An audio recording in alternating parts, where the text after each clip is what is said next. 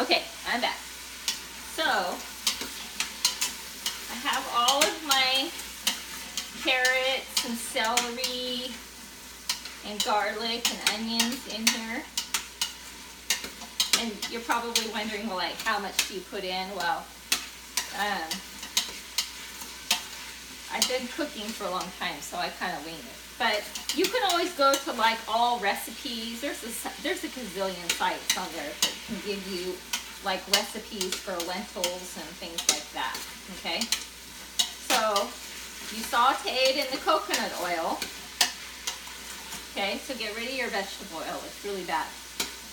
Use olive oil, use coconut oil, avocado oil, anything like that. Okay, just get rid of your canola oil, vegetable oil, that kind of stuff. That kind of stuff is basically crap. Okay, so now I'm going to get my bone broth, and I don't know if you guys know what bone broth is, but it's just like it sounds. I take all, like my chickens, when we do ribs, when I did a turkey, whatever, you put them in. I use my Instapot or a pot, and you boil it in water, and it becomes broth. That's where broth comes from.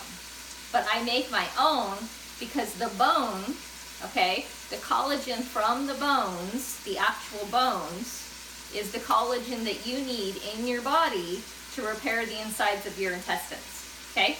So I make this all the time. I make it in mason jars, I freeze it, and then I have it for like all sorts of recipes and different things I do, okay?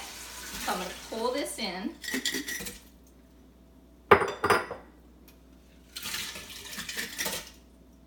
And I only had 2 because I got to do more batch cooking this weekend. So I have backup. I always have stuff in my pantry for backup. This is a good brand because it only has 1 gram of sugar. So that's really good.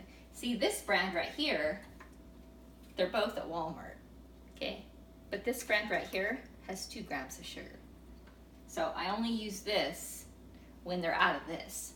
And I only use this when I'm out of my own bone broth. So I'm gonna add this. And like I said, I think the recipe was like 8 cups of bone broth or something. So I guess,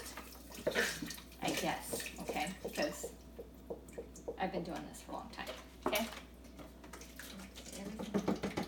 Okay. Then what you do is I gotta get a knife. This is oregano from my garden. So if you want to know what oregano really looks like, it looks like that. It's a little plant. I usually have basil and things like that, but it's really hard to do basil in the winter.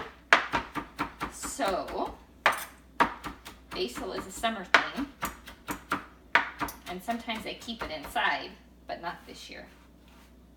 So you cut it up really quickly.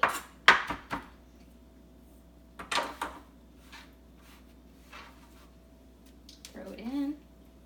This is basil. See, usually I have fresh basil, but you know, and you know, I take the top off because I like a lot of seasoning. Okay. This is also a Walmart or Save Mart. Okay. This is bay leaf. I usually take a couple of bay leaf. It's just more seasoning. Then I put some salt in. This is some fancy salt that we just bought. Ben's onto this kit lately, but it's good because you know when you don't have all that stuff in your diet from processed food, you have to like figure out flavors. So you end up using a lot of spices, and this is really good salt. I mean, it's pretty amazing. I was skeptical, but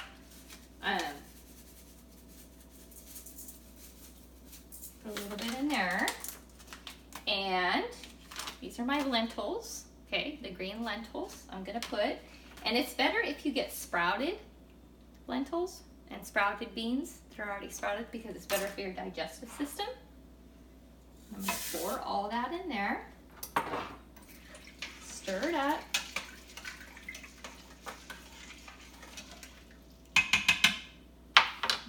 I'm gonna put diced tomatoes. Now, if it were the summertime and I had my own tomatoes, I wouldn't use this. But this doesn't have, oh see, it does have a couple grams of sugar, see? It has a couple grams of sugar. If I had my own tomatoes going, then I wouldn't have to do that. But sometimes I make a whole bunch of stuff like this on the weekend, and then I freeze it. So then I don't have to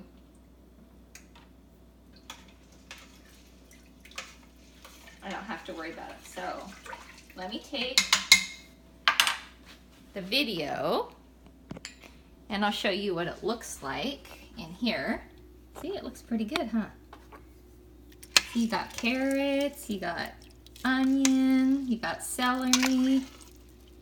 Okay.